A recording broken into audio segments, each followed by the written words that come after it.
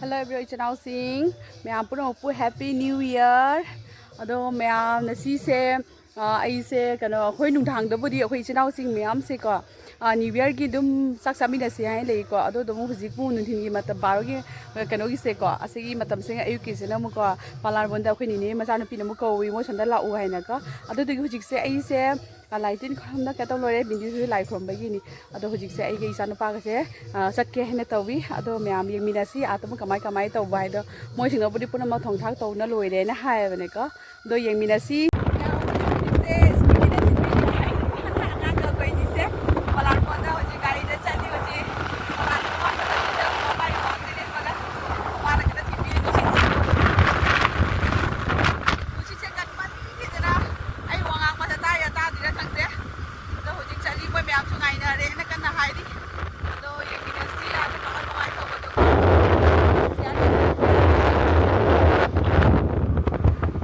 मैं हुजी आई स्वीट्स करा लौरे हुजी अचापत खरा अतई के सुंबो कना तौदरे मई दौरे अखै सैदाई जुमदा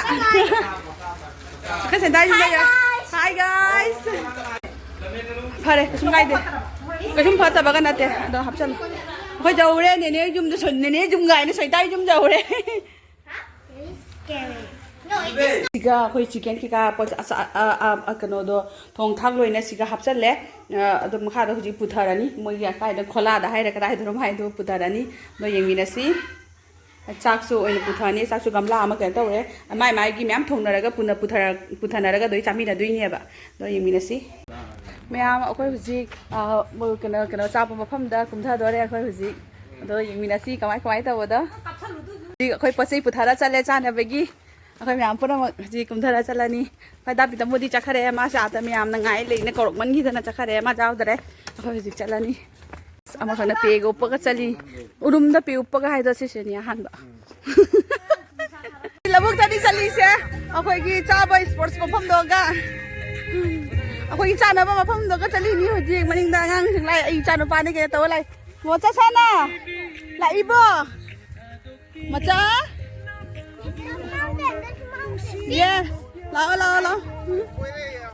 Bom lên đây mẹ, mì đào ấy.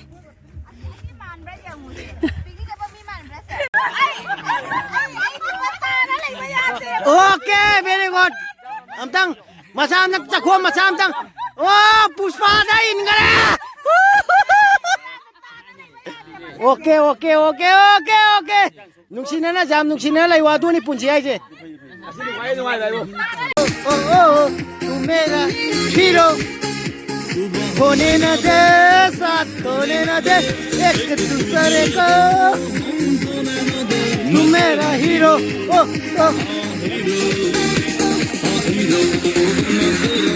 Wow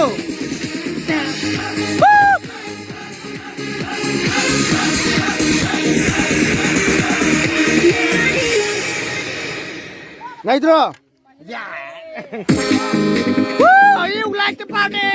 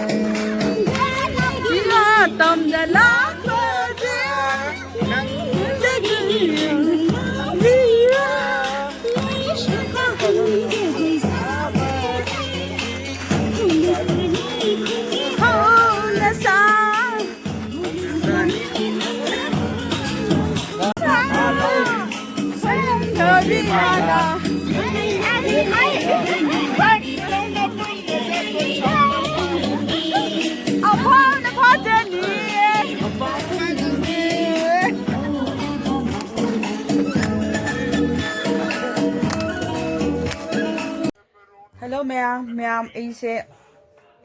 Palabon di halak patangai ma'am ai huji cheton noida langna na sai dei langna le de do akhoi angang sing su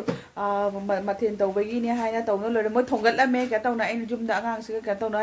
lakpa ya da na ka tawna tawre me moi do yemina si new year se na sai gi ayu ka da tawba su ko Palabon da cholu bodo su phajana kana tawna ka pa ga ngamok tre lang mo hona bodo ko ada siga su moi thongat la me da do yemina si ayu ka hoji dung dang ai punja laga I block se oirani aba kai nai di macet block se oira bani na ne ko do na sigi new year gi numi se di kamai na keno oya do ko do yemina si sigana sinju gi tawna ba gi na soina le ra me adagi di sigana keno ngoba marin kha ngoba ko adagi di sigana nga thongba ma'am nga thongba se yengu siga is hawda male milan sigana nga thongba leire adagi sigana marin kha ngoba ado loraga ma'am huji maning lon da mo khoi chalasi asigei mu chalasi maning lon da mu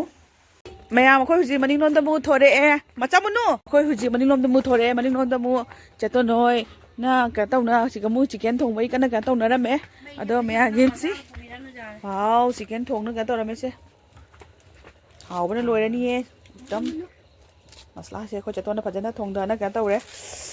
yo bam tu ulu jeng ni cheton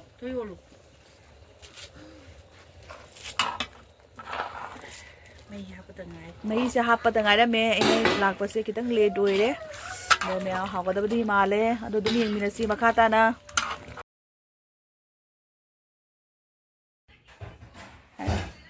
lo mẹ hay không lo hay không lo mẹ đốt nó không mai cái face cái gì tàu gì hay không bởi vì chip mai vậy chip mà lẹ doggy my chip dog na mamai face ta kisi tàu gì hay không nè kisi tàu đây mommy chicken bởi vì chip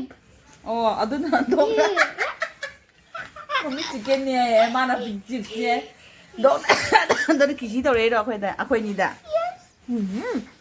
hồi mà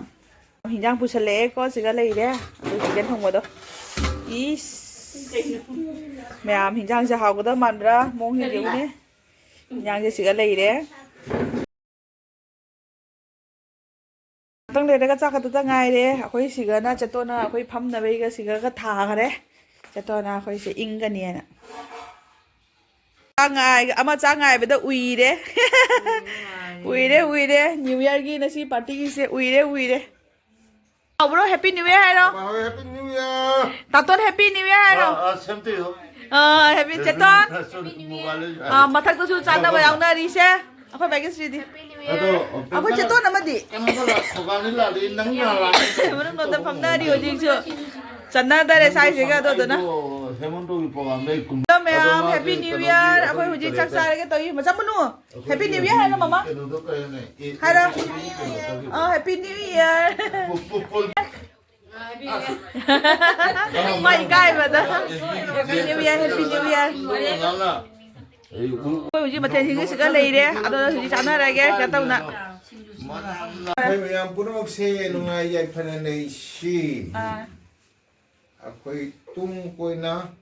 hata di amat thok tana amat toina na dejek tana angang king puno ananei bai na iso yo hota. last year happy New Year happy New Year Happy New Year na ngolo tapona se jaga amayang gi NGS puna mukta asibat. Okay. Happy New Year. Ay asya haraga ay video se matang se sumlo se lage. Ado ma'am ko namang su Happy New Year nunga ya phana lai mina si Happy New Year.